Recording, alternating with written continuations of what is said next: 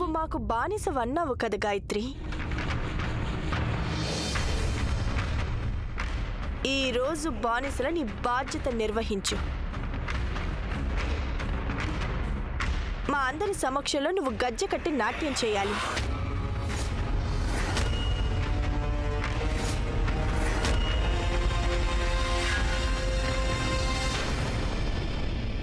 సులక్షణ,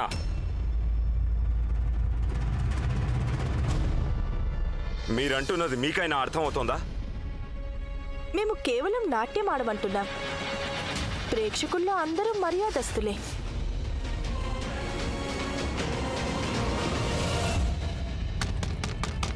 తలుపు తెరవండి. వినపడ్డలేదా? ఎవరైనా తలుపు తెరవండి. మహల్లో ఇంత పెద్ద ఉత్సవం జరుగుతోంది కదా, మమ్మల్ని వెతుక్కుంటూ ఎవరో ఒకరు వస్తారు. ఎవరక్కడా? ఇంత పెద్ద దారుణం జరుగుతోంది. కేవలం రాజమాత గారే దీన్ని ఆపగలరు. ఇప్పుడు అయినా రాజమాత గారు ఎక్కడికి వెళ్ళినట్టు? గాయత్రి మా భార్య అని తెలియదా? ఈ రాజ కుటుంబానికి కోడలు. మీరంటున్నదేంటి? ఈ ఆమీర్ కోట్ గర్వించే మా భార్య అందరి ముందు నాట్యం ఆడాలా? రాణాగారు అంటున్నది అర్థమైందా రాణి సులక్షణ? రాజకుటుంబానికి చెందిన స్త్రీలు ఇలాంటివి చెయ్యరు. కానీ గాయత్రి రాజకుటుంబంలో పుట్టలేదు కదా.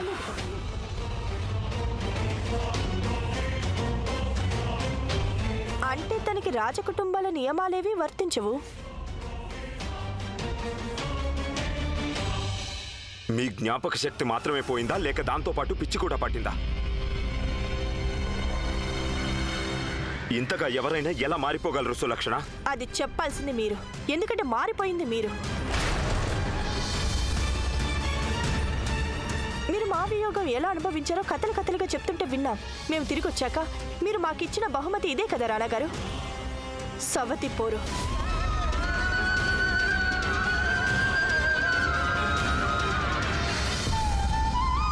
మీపై పూర్తి అధికారాలు మావే అనుకున్నాం. ఇప్పుడు మీ ప్రేమ కావాలని భిక్ష అడిగే పరిస్థితి వచ్చింది. ఇది మీకు బాగుందనుకుంటే మళ్ళీ మమ్మల్ని ఎందుకు చేరదీశారు? మమ్మల్ని వెనక్కి పంపించలేకపోయారా? ఇప్పటికైనా పంపించేయండి మమ్మల్ని. ఈ బానిసతోనే ఉంటూ కులకండి.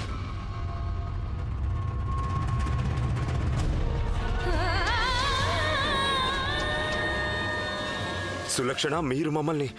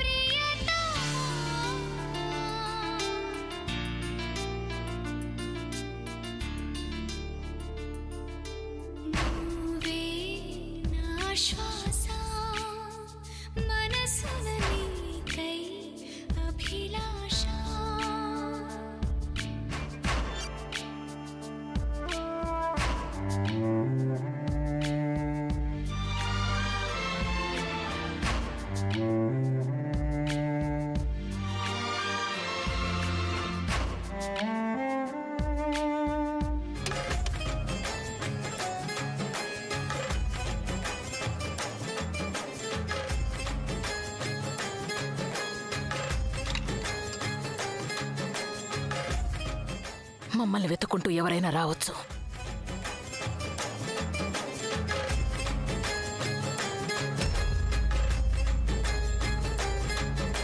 ముత్యమా ఇక్కడికి ఎలా వచ్చింది?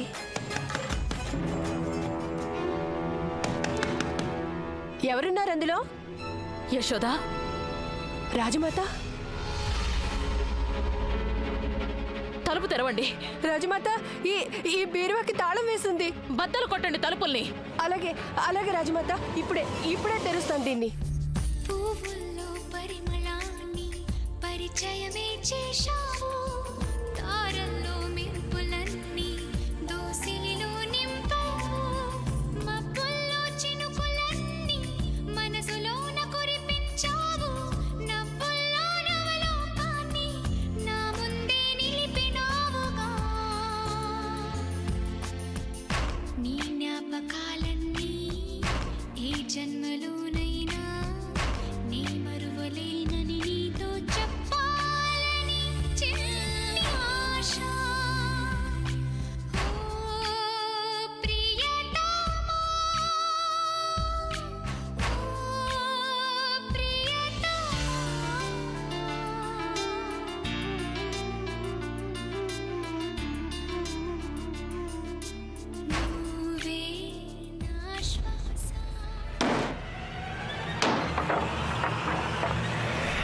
రాజమాత మీకేం కాలేదు కదా?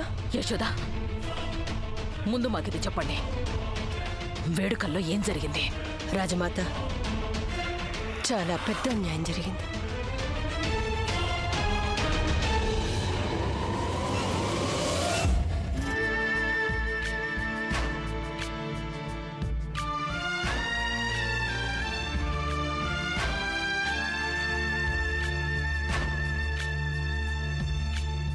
సూర్యునితో పంపుతున్న అనురాగపు కిరణాన్ని, కాలులతో పంపుతున్న ఆరాధన రాగాన్ని, ఏరులతో పంపుతున్న ఆరాటపు ప్రవాహాన్ని, దారులతో పంపిస్తున్న అలుపెరుగని హృదయ లయలని. ఈ చోట నువ్వున్నా, నీ కొరకు చూస్తున్నా, నా ప్రేమ సందేశం విని వస్తావని చిన్ని ఆశ. ఓ ప్రియతమా, ఓ ప్రియతమా.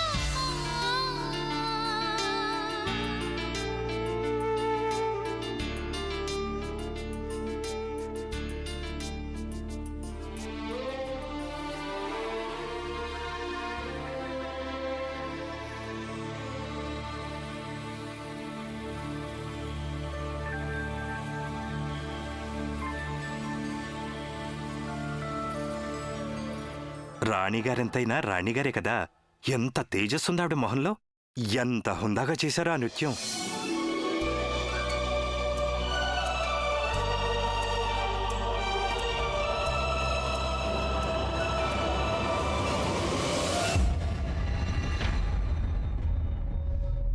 మీరు ఏ ప్రేమ కథలను గురించి విన్నానంటున్నారో అవి మరో సులక్షణకు చెందిన కథలు. మీరు ఆ సులక్షణ కానే కారు.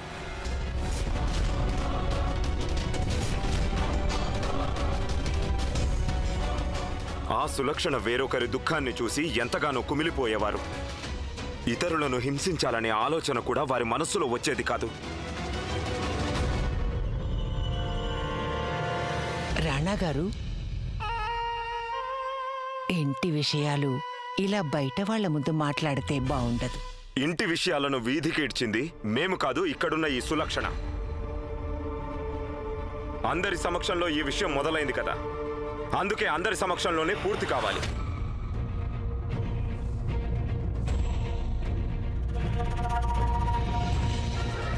నాట్యం వేశ్యలు మాత్రమే కాదు, జోగిణులు కూడా చేస్తారు. ఇక జోగిణులు నాట్యం చేసినప్పుడు శ్మశానాలు కూడా మందిరాల్లా మారిపోతుంటాయి. ఆ దివ్య అనుభూతిని ఇక్కడున్న వారంతా ఈ రోజు అనుభవించారు.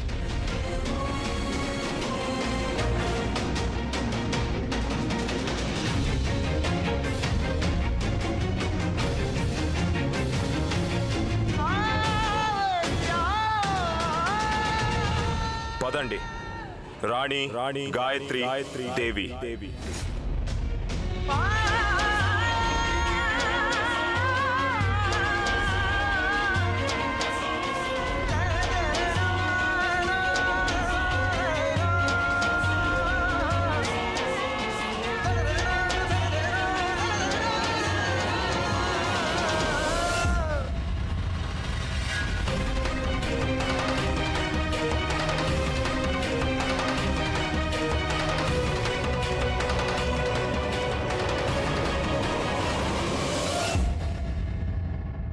ఇప్పుడు మీకు అర్థమైంది కదా మీరు సులక్షణ బానిసగా ఎందుకు మారకూడదన్నామో.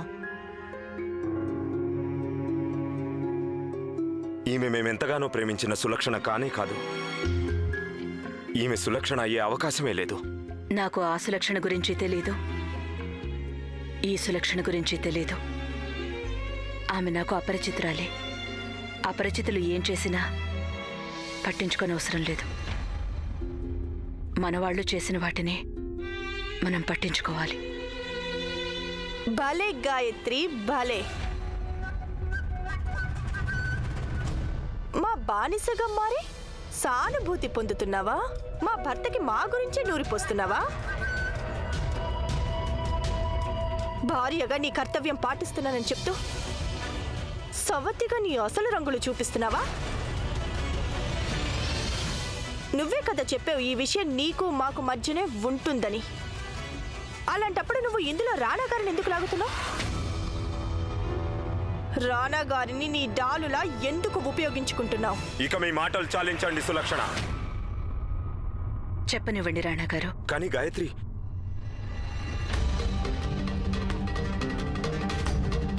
చెప్పండి సులక్షణ. నేను పూర్తి చేయని ఆ వాగ్దానం ఏంటో చెప్పండి. మీరు నన్ను బానిసం చేశారు, నేను బానిసగా మారాను. మీరు నన్ను అందరి సమక్షంలో పరాయి వాళ్ల ముందు నాట్యం ఆడమన్నారు. నేను నాట్యం ఆడాను. మీరు మా ఆదేశాలన్నీ పాటించారు. అయినప్పటికీ మేము ఎప్పటినుంచో కోరిన కోరిక మాత్రం తీర్చలేదు. అంటే దోషం మీ కోరికల్లోనే ఉంది, నా తప్పేం లేదు. ఓ విధంగా చూస్తే మనిద్దరం ఒకే పడవలో ఉన్నాం. మన గమ్యాలు మాత్రం వేరుగా ఉన్నాయి.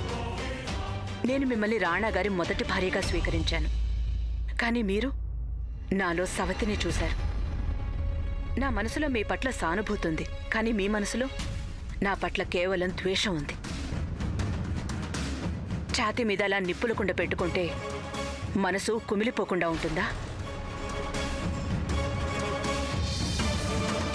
ఇలాంటి కల్లిబొల్లి మాటలేవో చెప్పి నువ్విచ్చిన వాగ్దానం నుండి తప్పించుకుంటున్నావా? నేను సేట్ గోవింద్ గారి అమ్మాయిని, ఆమీర్ కోట్ రాజు గారి భార్యని. వాగ్దానం నిలబెట్టుకోకపోవడం అన్నది నా రక్తంలోనే లేదు. మీరడిగేదేదైనా సరే నేను చేస్తాను. ఇక రాణా గారి మాటకొస్తే తమ నిర్ణయాలేవో వారే తీసుకోగలరు.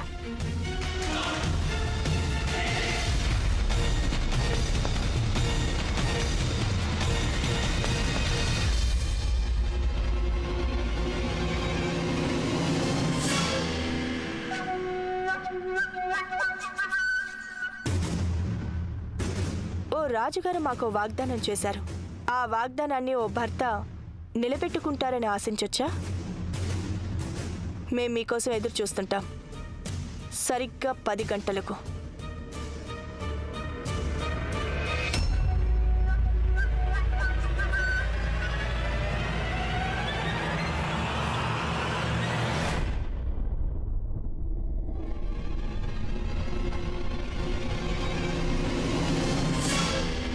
ఏవో కొన్ని పూలు వేస్తే సరిపోవడానికి అది సమాధి కాదు. నీ భర్తకి నీ సవతికి జరిగే శోభనానికి పానుపు సిద్ధం చేస్తున్నా. దీన్ని అలంకరించడానికి నువ్వు ఎన్ని పూలు పరిచినా సరిపోదు. సరే, పక్కకు జరుగు. ఎందుకంటే శోభనం పానుపు మీద ముళ్ళు ఉండకూడదు.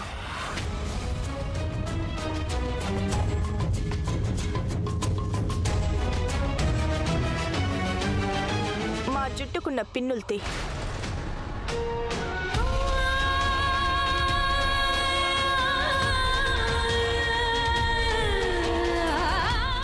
అన్నట్టు రేపు ఉదయం మేము పలహారం ఆలస్యంగా తింటాం. ఎందుకో తెలుసా? ఈ రాత్రంతా మా ఇద్దరికి జాగారమే కదా.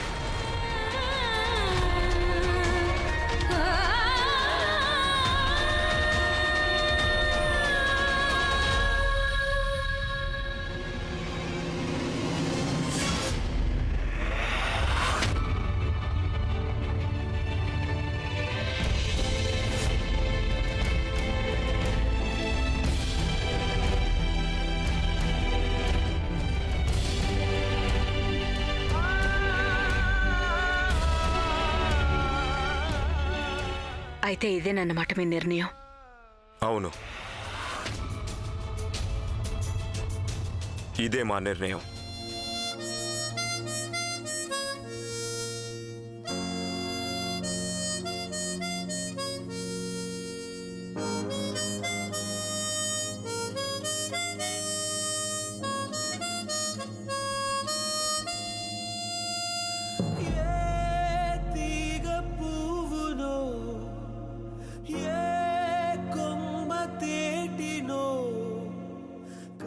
నేను మీకు ముందే చెప్పాను, ఈ రాత్రి ఏదో ఒక హృదయం దగ్ధమవుతుందని. ఇప్పుడు నాకు అర్థమయ్యింది ఆ హృదయం ఎవరిదో.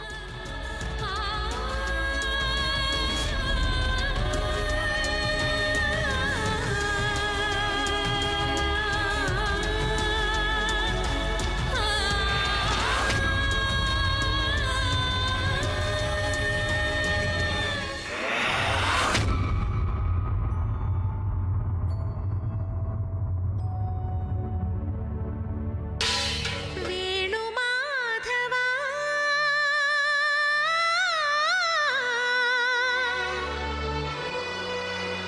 వేణుమాధవా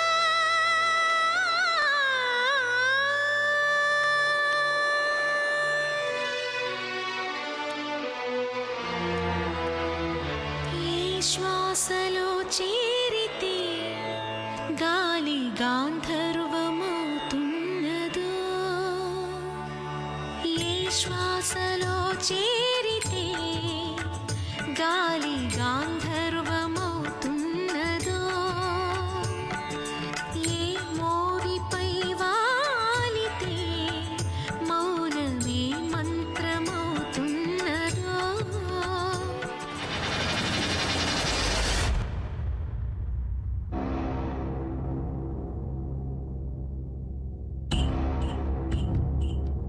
మీరు తప్పకొస్తారని నాకు ముందే తెలుసు రాణా గారు.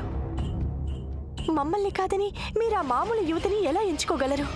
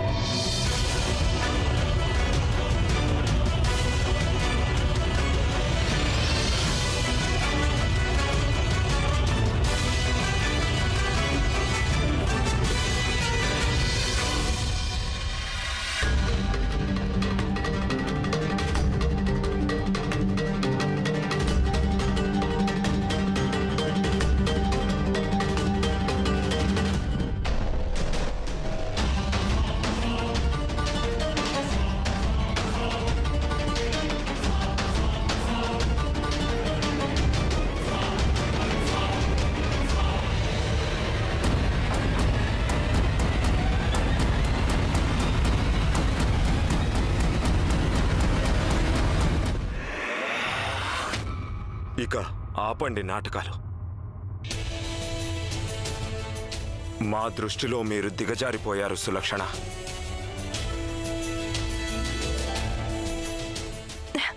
రాణా గారు, ఏంటి మీరంటున్నది?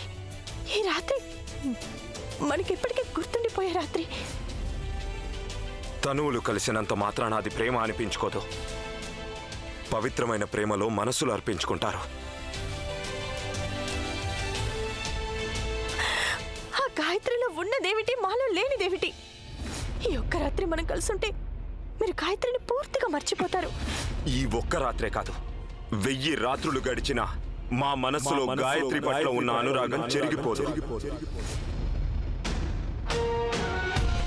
గాయత్రి ఇక్కడ లేకపోయినా ఎప్పుడు మీ మనసు నిండా ఆమె ఆలోచనలేనా?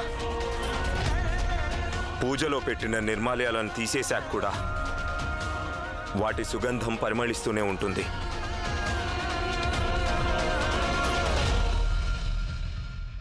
సులక్షణ, మిమ్మల్ని మీరే బాగా కించపరుచుకున్నారు.